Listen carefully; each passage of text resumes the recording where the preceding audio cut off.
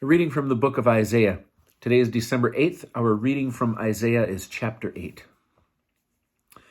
The Lord said to me, "Get yourself a large sheet and write on it in common script for Maher Shalahazbaz, and call reliable witnesses, the priest Uriah and Zechariah son of Jeberechiah, to witness for me. I was intimate with the prophetess, and she conceived and bore a son. And the Lord said to me, Name him Maher Shalal Hashbaz.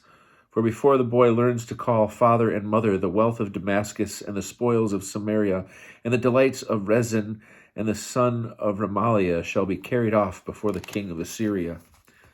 Again the Lord spoke to me thus: "Because that people had spurned the gently flowing waters of Siloam, assuredly my Lord will bring up against them the mighty massive waters of the Euphrates, the king of Assyria, and all his multitude. It shall rise above all its channels, and flow over all its beds, and swirl through Judah like a flash flood, reaching up to the neck. But with us is God, whose wings are spread as wide as your land is broad.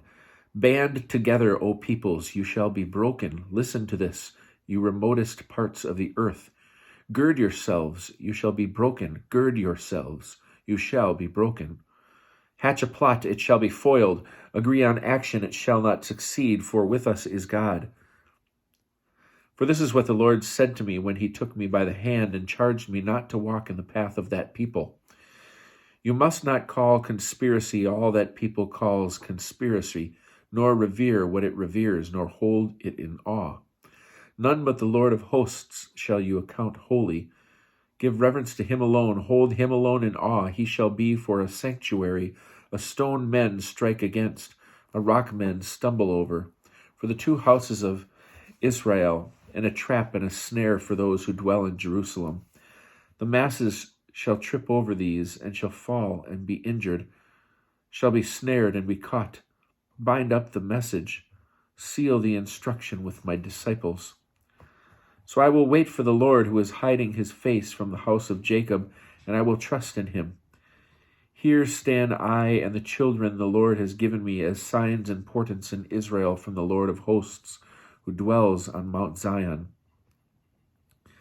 Now should people say to you, Inquire of the ghosts and familiar spirits that chirp and moan, for a people may inquire of its divine beings, of the dead on behalf of the living, for instruction and message. Surely for one who speaks thus there shall be no dawn, and he shall go about it in wretched and hungry.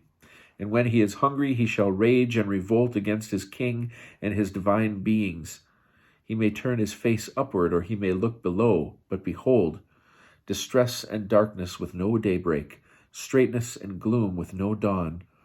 For if there were to be any break of day for that land which is in straits, only the former king would have brought abasement to the land of Zebulun and the land of Naphtali, while the later one would have brought honor to the way of the sea, the other side of the Jordan, and Galilee of the nations."